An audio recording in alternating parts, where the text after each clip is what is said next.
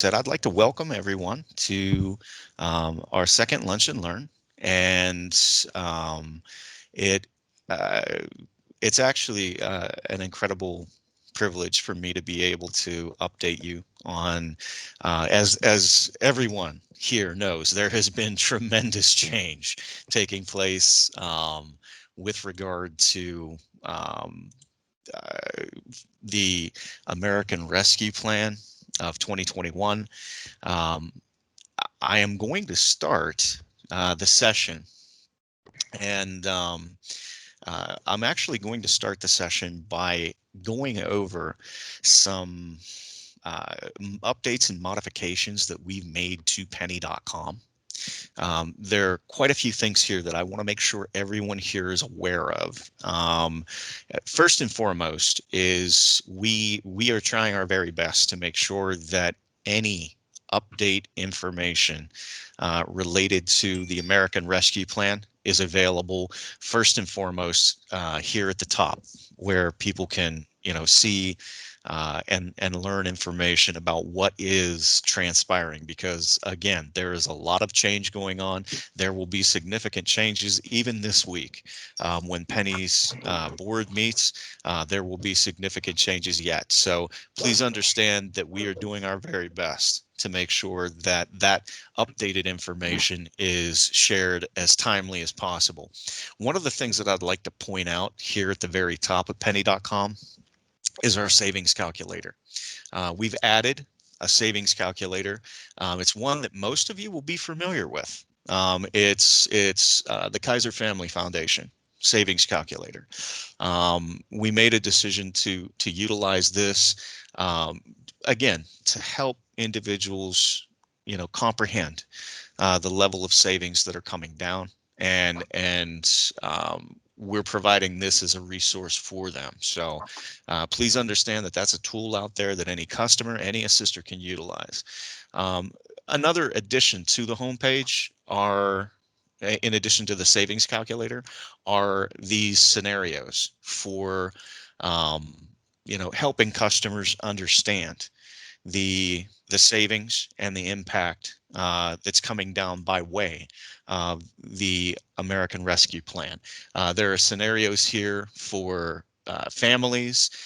There are scenarios here for single individuals. There is an example here of a couple that falls into that that category between not being eligible yet for Medicare supplements, etc., and what savings might they expect, which, to be quite honest with you, it's very significant in that case. If you look at the total annual savings, $22,949 in this example. These are life-altering savings that are coming down through the American Rescue Plan. We even include a scenario in here from Lackawanna County that's based upon an individual who applied for unemployment, or in this case, they're currently receiving unemployment compensation benefits.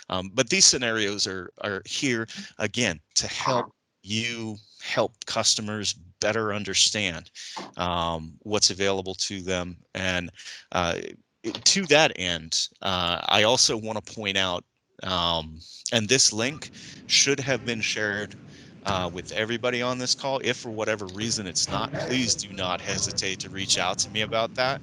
Um, uh, uh, would you please mute yourself, please? Um, thank you. This particular set of talking points is very important as a resource for assisters. Why? Well, one thing that you'll note about Pennie.com is that we've updated our languages. Down here in the right-hand corner, you'll see where we now have Spanish, we have Mandarin, Russian, Arabic, and Central Khmer. What's nice about these talking points is let's say we want to share these talking points with someone whose whose first language is Mandarin. We have the ability to do that now. So again, depending upon what your what your strategy is in terms of, working with customers, this can be a really, really useful tool. So please, keep it in mind. Another area that we want to, we want to make sure that people are aware of is that we've updated our COVID-19 page. Our COVID-19 website is now updated with information, not only about the COVID-19 enrollment period, but we also have information here specific to the American Rescue Plan. So that is another update that's significant. Speaking of the American Rescue Plan and frequently asked questions, if you go to Pennie's frequently asked questions section, you'll see that there's a new button here. We have a button for the most popular frequently asked questions, but we also have a button for the American Rescue Plan. So if you click on this, this will actually provide you with a lot of the most current questions that we have. And again, this is being updated constantly. So as new talking points, as new discussion points come out, this will be an important resource for you. Another thing that I'd like to point out in terms of resources are here at agency.pennie.com/assisters. This is our assister resource page. We've got the American Rescue Plan talking points are available here for you in PDF. If you'd like to download a copy of that, you're more than welcome to. Another couple things that I want to mention is we have a special enrollment period job aid that can help you, and again, this is just another way of maybe helping customers understand what uh, uh, qualifying life event is, what a special enrollment period entails. We also have a couple data matching issue resolution guide that's available here. This is something that, again, was created out of an effort to try to make managing and helping customers with DMIs a little bit easier. We also have a reference sheet for data matching issues that was added. So please know that these web resources are here to, help as much as possible. And here's one thing that I'm, again, I people who've attended the, outreach and education work group here at Pennie understand that we're very receptive to feedback and insight. If there are job aids, if there are topics that you would like to see presented in a job aid format, please email us.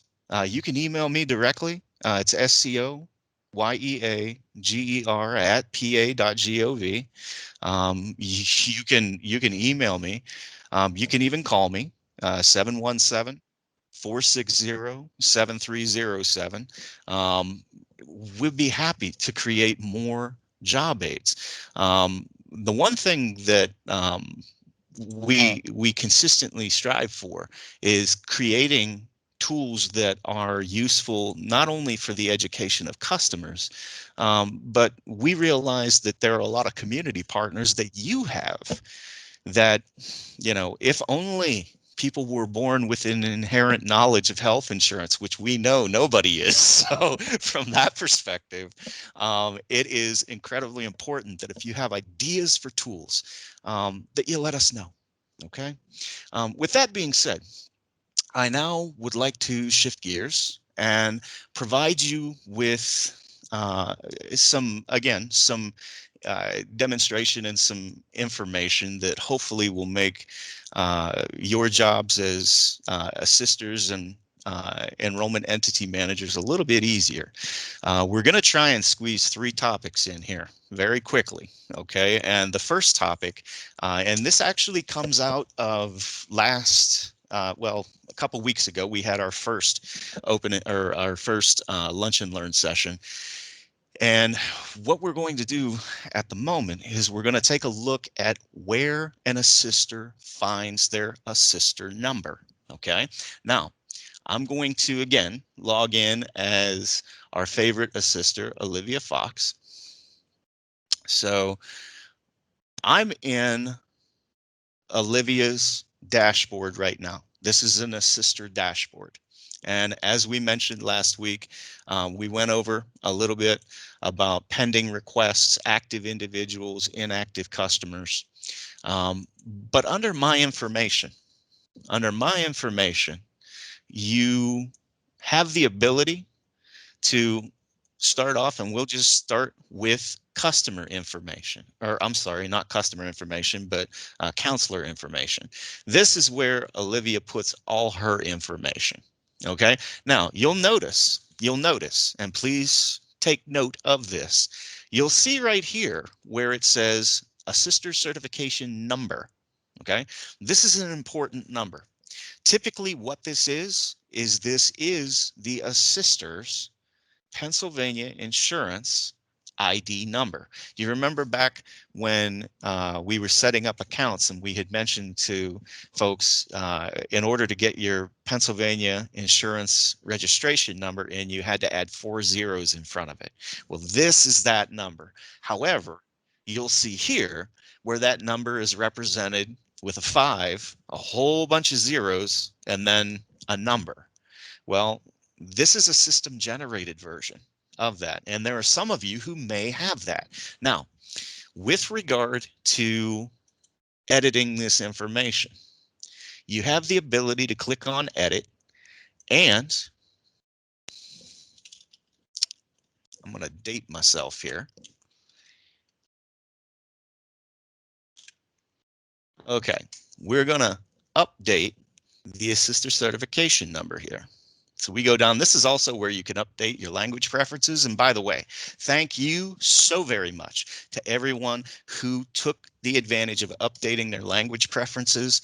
That means more than you know. It means more than you know. There are so many individuals seeking assistance who English is their second language. So thank you to everyone who updated. That means a lot to us. Now, we're going to go here and you'll see that this updated, okay, from the assister portal. So if you're an assister and you see one of those 50000 and then a number, that's a system generated number.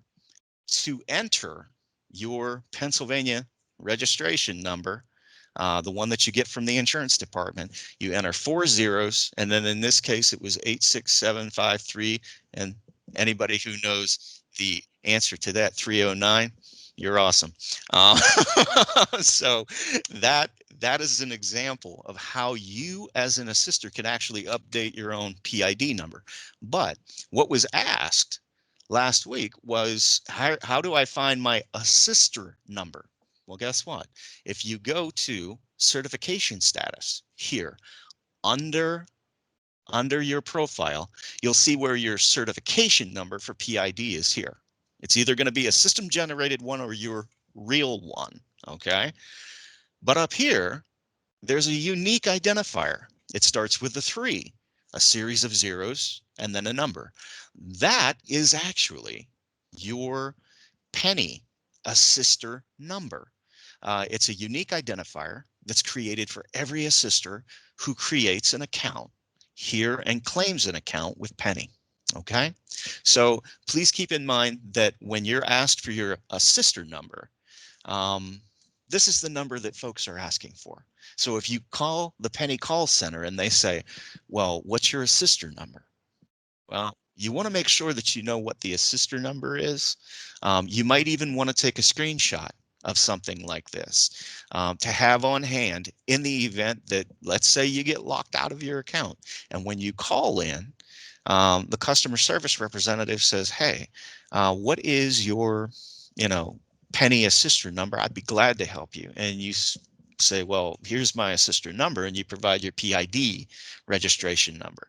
They may scratch their head and say, well, I don't have that. So, but if you have your assister number, this will help in those transactions. So please understand that when someone asks you for your assister number at Pennie, that's the number they're asking for. And it's very easy to find.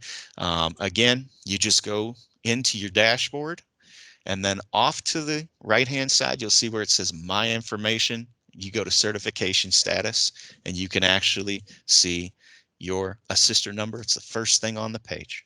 Okay. All right. So that's how to view your Pennie assister number. One of the, and I'm going to log out here because we're going to shift gears. And oftentimes there are questions about the different levels and different layers of accounts here at Pennie.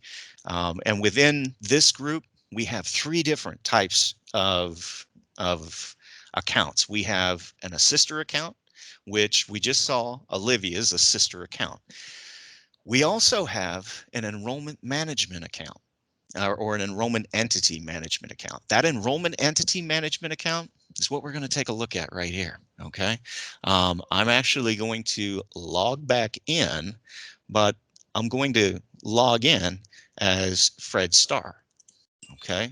Fred Starr is an enrollment entity manager. Now, in this account, you're going to see a few things. On that dashboard, you're immediately going to see the assisters in the network. And as the enrollment entity manager, you have the ability to click on, here's Olivia Fox. You can click on Olivia Fox and you can view Olivia's assister information, her profile information, and her status. Remember when we were talking about updating that assister certification number? That is something that the enrollment entity manager also has the ability to help an assister with. And the big difference with this enrollment entity manager is they have the ability to edit the status of an assister. You'll see here, if I hit edit, we can actually go in and we can create a situation where that assister is active or inactive. Okay. Now, what does that mean? If someone is certified as an assister in the Pennie system, but they're inactive, the difference between active and inactive is being available when a customer does a search in the Pennie Find Local Assistance tool. Okay. That's the difference. That's the difference of being seen. Okay. That also brings up a interesting point. I want to bounce back here to the Pennie homepage real quick, just to share another update. This is quick. We have also on our homepage and throughout every page, we have updated our ability and a customer's ability to contact and connect with their assister of choice. They can reach out to the call center, they can connect with a broker, find an assister, they can send a question into Pennie. If they click on Find an Assister here, what comes up is the Find Local Assistance tool. Okay, so this is why I was bouncing back, was to let you know that it is at this level that the enrollment manager has the ability to set someone to active or inactive. Okay, so that's one important feature of this. Also, you see here where as the enrollment manager, you can manage your assisters. Okay, you can also manage delegations. Okay, through pending delegation requests, through active customers. Get Hello? Does someone have a question? Okay, if you do, we'll be here. Active customers, you have inactive customers as well. In the event that there's an organizational change, or if there's an addition to an organization and you want to sort of equitably distribute the workload in terms of the customer service, you can do that through active customers, and new customers are actually engaged through pending delegation requests. Under the account, you have the ability to create and enhance information related to your enrollment organization, your sister organization. You can define your population served. You can change and edit your business hours. Okay. Your contact information, that's generally reserved for organizational contacts, and that information is only viewed by Pennie. Okay. It's not publicly published. Assisters are publicly published as long as they're active. Okay. And then, of course, you can upload documents such as assister registrations, Pennie training certificates. You can upload those here, and you can also view the organization's registration status. An important factor that I want to point out, and see, here's the thing. I don't have the ability to do this. There's a third layer here. We've got our assister accounts, we've got our enrollment entity management accounts, and then we've got the admin for Pennie. When it comes to adding assisters, when it comes to a lot of these enhancements, these are things that enrollment entity managers have the ability to do. We'll get to what the admin can do, which isn't much here in a minute. But we, for this organization, we can actually add an assister if we want. Okay. And we can go in here and literally it just asks for basic information: name, email address, phone number. Um, Again, pretty straightforward. As the enrollment entity manager, you can also have the ability to highlight any languages, either spoken or written, that particular assister has. You can also upload a photo. And that's also something that individual assisters can do for their profile. You can upload a photo, which is, for some people, you might think that's just incidental or something that's trivial. It makes a difference. It really does. So one thing that I've already taken the liberty of doing is I've set up Pennie Greenfield. Okay. Pennie Greenfield, as you can see, here she is. There's Pennie. Pennie is actually in right now. She is in pending status. Okay. When a new assister is added to Pennie, the enrollment entity manager creates that account. What happens, and I will bring us back here, what happens is that individual will go into inactive and pending status. Okay, so as the enrollment entity manager, you've done what you need to do. I'm going to log out here very briefly because we are going to take a look at what the admin can do. Okay, so we're going to log out. We're going to go back in, but this time we're going to go in as an admin and we're going to see what happens with that customer, or not the customer, but with the assister. So we have the assister account set up here. We are going to, there we go. And I'm going to say Pennie's probably going to be somewhere in here. There we go. Everything's done alphabetically, by the way. Well, maybe not. Let me see here. I had her here the other day. Let me see. Oh, these are the entities. I'm sorry. That was my bad, everyone. You can see under the certified enrollment entities, under the admin portal, we only have access to assister profiles and entity profiles. What I was just maneuvering through, these are the enrollment entities that are in here. And I do know, actually, where Pennie Greenfield's account is. She is actually aligned with, here, let's see. We will select there and boom. Okay. So there's the end of my P's, and there is Miss Greenfield right here. She's with Joy Hands, the sisters. She is pending. So I can go in here as the admin and I can edit this. Okay, this is what an admin is able to do. I am no technical genius and or guru, nor do I have deep system access. That's why a lot of times when folks contact me and I say it's the right thing to do is to reach out to the assister helpline.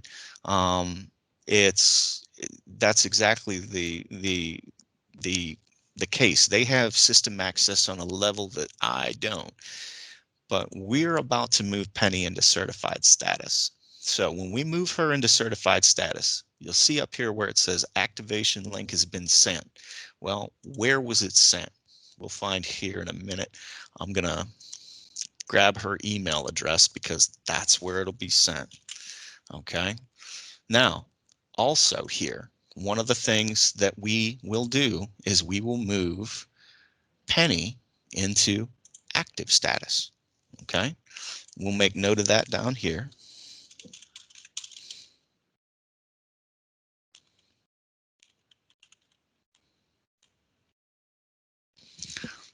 Okay, so we will go ahead and make her active. Now she is active in Pennie, but there's an important step here, and we're going to log out because there's an important step here. And with 2 minutes left, I just want to sort of demonstrate where this is going because this is where we'll pick up in our next Lunch and Learn session. Okay, if we go in this case, go to Yop Mail. That's where Pennie Greenfield gets her mail. Okay, so we go to Yop Mail. What happens is after that status request goes in, what will be seen is in order to access your account, and note, anytime as an enrollment entity manager, you initiate an account for a customer and an admin here at Pennie goes in and we set that account over to active and certified status, what ends up happening is this notification gets sent out where the individual, in this case is Pennie Greenfield, they can click on this link and they'll be taken to a portal that will help them. Well, you got to send a verification code, of course. And this number, it's always recommended to be a direct number. Okay, so, and again, this is something that can be edited through the dashboard on the backside. You always want to make sure that you use a number in the initial account setup. You want to make sure you use a number that rings directly, not through an IVR, not through any type of phone tree, whatever. You want to make sure it goes right to the assister so that they can claim this account and get that code. And they can have it sent by text message or voice call. That's why I'm stressing at this point that you want to make sure that when you set the account up, that you have that information out there. With that being said, we're going to leave off for here. And out of respect for time, we are going to field a couple questions if we have them. And most definitely, please visit pennie.com. Take a look at all the cool resources that we've put out there. And of course, as there are updates, we will make absolutely certain that you are in the loop and informed. With that being said, I am going to stop sharing my screen so that we can, if there are any questions, entertain some questions here. All right. Let me see. Is Scott speaking to the assister ID status that is system generated? Which is the correct number to use for the Pennie reporting tool? The correct number, as I understand it, for the Pennie reporting tool is the assister number. Okay, that was a very good question. And why would I want to update and change my registered PID number? You're not updating it or changing it. Remember, if you didn't, for whatever reason, if your enrollment entity manager didn't enter that number for you when they set up the assister account, you'll have one of those Pennie system generated 50000 and a number. figures that are in there, you can update that 5,000. I'll just call it a 5,000 number, as opposed to the 3,000 number, which is your genuine assister ID. The 5,000 number just shows that you didn't enter your Pennie register, or not your Pennie registration, but your PID registration number. So if you want to update that, just make sure you do it with 4 zeros in front and then your Pennsylvania Insurance Department registration number. Tia had a question. PID number for the Pennie reporting tool. Thank you, Tia. Bless you. I didn't see the response there. Are Pennie employees the only persons assigned as admin users? Yes, we are. Or is the entity account manager also an admin user? Here's the funny thing about that. Pennie is the only admin that can certify anyone, an organization or an assister. Okay, so that's Pennie. On the flip side, though, an enrollment entity manager, as you just saw, has actually significantly more ability to manage an organization, to manage a book of service, etc., than a Pennie admin does. Really, the only thing we do is set people to certified. A Pennie enrollment entity manager also has the ability to set an assister in their organization active or inactive. Okay, so truthfully, at the end of the day, the only thing an admin can really do is certify an organization or an assister. That's it. That's all we do. When it comes to applications, when it comes to anything else, we really don't have the ability to impact that. So that's why I went over the enrollment entity managers portal today, is because I think it's important.